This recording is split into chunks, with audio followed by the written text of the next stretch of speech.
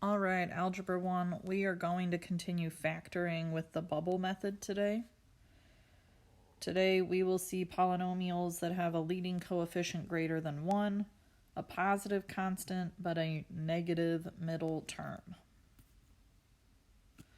Our steps are generally the same as yesterday. We're going to identify our sum that we're looking for, the signs that we'll need. We'll list our factors of the leading coefficient and of the constant. We'll check our bubbles to find the combination we're looking for, and we'll write our answer as two binomials. All right, so let's get going on that.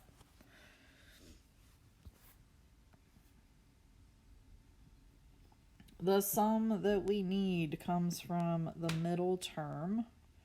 So it's that middle coefficient. In this case, that needs to be treated like a negative 8. If it says minus, we treat it like a negative. The signs that we need. So we're trying to multiply to a positive number, but add up to a negative number. From the x method, you might remember that when we're trying to multiply to a positive number, we need two of the same sign. So in this case, we would need both of them to be negative. Let's look at our coefficient, our leading coefficient of 3. The only bubble we can make for that would be 1 times 3. For 4, we could either use 1 and 4, or we could use 2 and 2. Remember, from here, it's just kind of a guess and check until you figure out which combination is going to give you that sum of negative 8.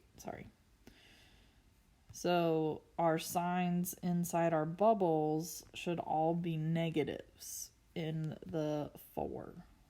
Okay, so to multiply to a positive 3, we're just going to use positive 1 and positive 3. But back here, we need both of our signs to be negative. So this is a little bit different from yesterday. Okay, so let's pick a combination to start with. Let's just start with negative 2 and negative 2. We'll see what happens. Okay, if we multiply 1 times negative 2, we would get negative 2. And if we multiply 3 times negative 2, we get negative 6. Remember, when you combine terms that have the same sign or they're both negative, it's like you lost 2, then you lost 6 more, so altogether you lost 8. We add the numbers and keep that sign. So this is the sum that we were looking for. So we found it right away. We didn't even need to try our other bubble of negative 1, negative 4. Remember to write your answers. We need 2 sets of parentheses. In the front of those parentheses, we use our first bubble. So that tells us we need a 1x in front and a 3x in front. This one is a little bit easier than some of the other ones because the 2 numbers inside our second bubble are the same. But remember, yesterday I drew the little smiley face and the little nose. Okay, so the 1 connects to a negative 2. So from the 1x, we go all the way to the back, put a negative 2. The 3 also connected to a negative 2. So in here with the little nose, we put another negative 2. Since the bubbles were the same number for the last one, it doesn't make as big of a difference. But on other problems, it might. So I just wanted to remind you of that. There is our answer. Again, if we were to double distribute this back out, we would end up with the original problem. All right, let's try another one. This time, the sum that we need is a negative 18. again today, the signs that we need are going to be negative, negative. We're trying to multiply to a positive, but add up to a negative. Same signs, they both need to be negative. All right, our factors for 5 would be 1 and 5.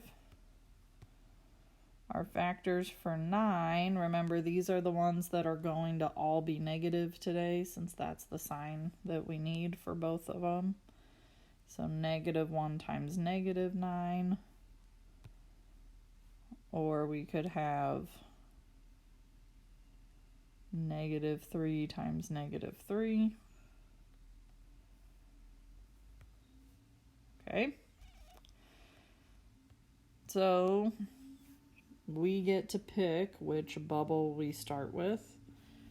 I think it's easiest to try the bubble that has 2 of the same number, because then if that works, it makes it easy to write our answer.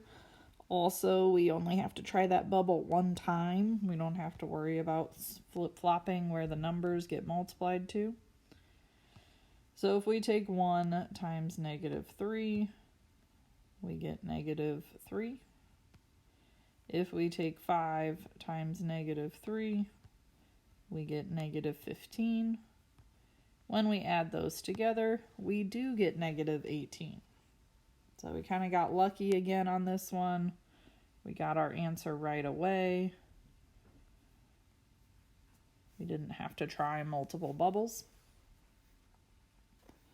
So our answer this time, again, first bubble tells you what goes in front, 1x and 5x. Because the second 2 numbers are the same, we know that both of them will end in -3, -3.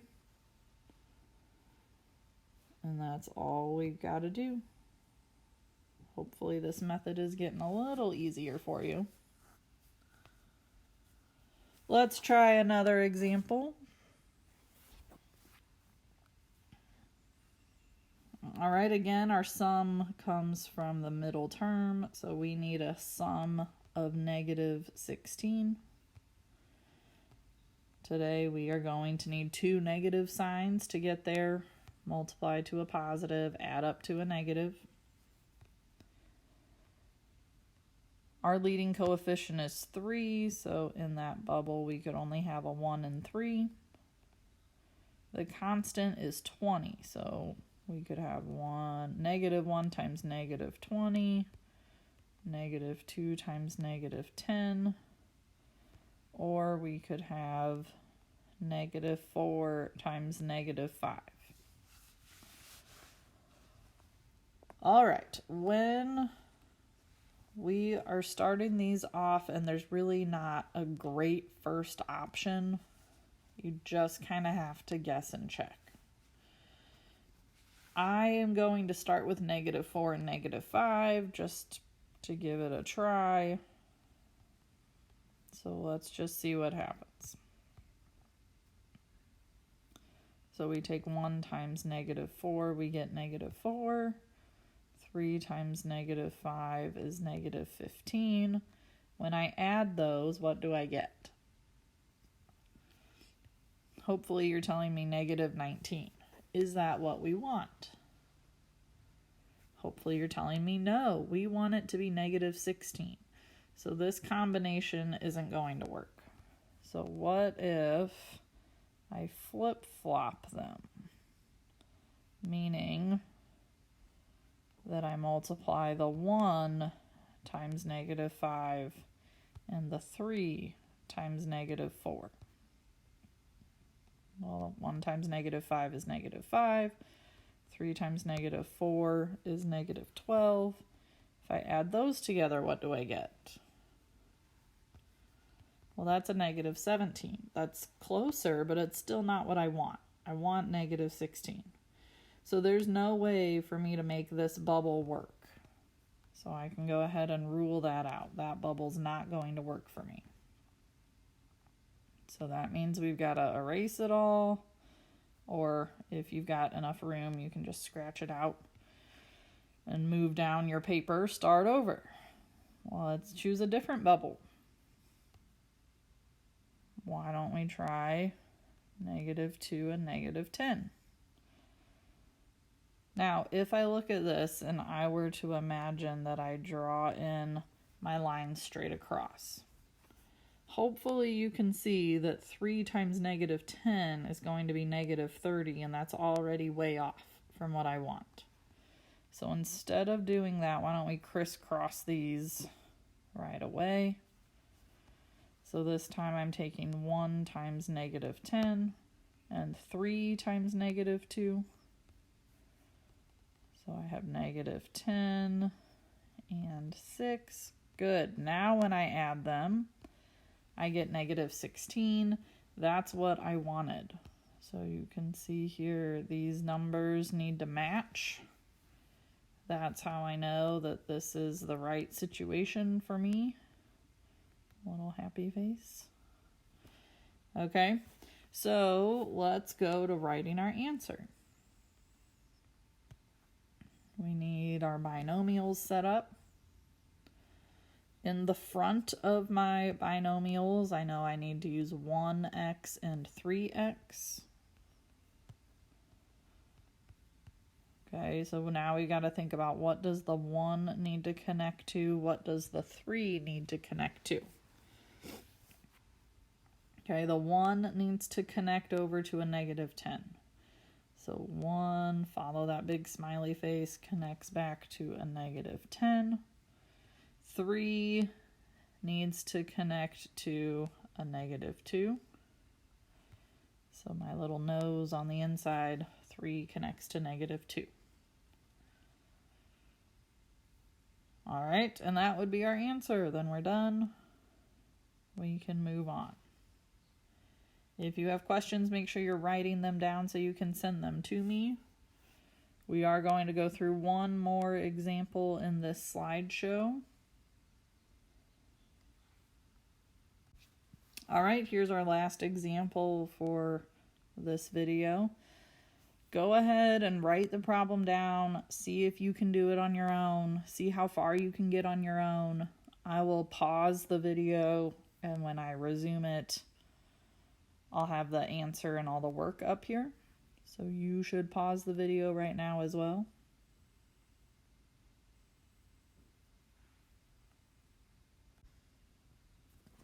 All right, so here you can see my work and answer for number 4. We needed a sum of -20. Our signs needed to both be negative so that we could multiply to a positive 12, add up to a -20. When we make our bubbles, we've got one option for the leading coefficient of 7, just 1 and 7. For 12, we knew both of them needed to be negative back there, so we had a few options. The one that worked was -2 and -6. We needed to multiply 1 times -6, 7 times -2. When we add those together, we get that sum we needed of -20. We go to write our answer. The 1x needed to connect to the -6 since we multiplied 1 times -6. The 7 and the -2 also needed to be connected, so they're connected in the nose there in the middle. All right, you'll have a homework assignment and a Google form to fill out. I will see you back here tomorrow for our 3rd day of the bubble method.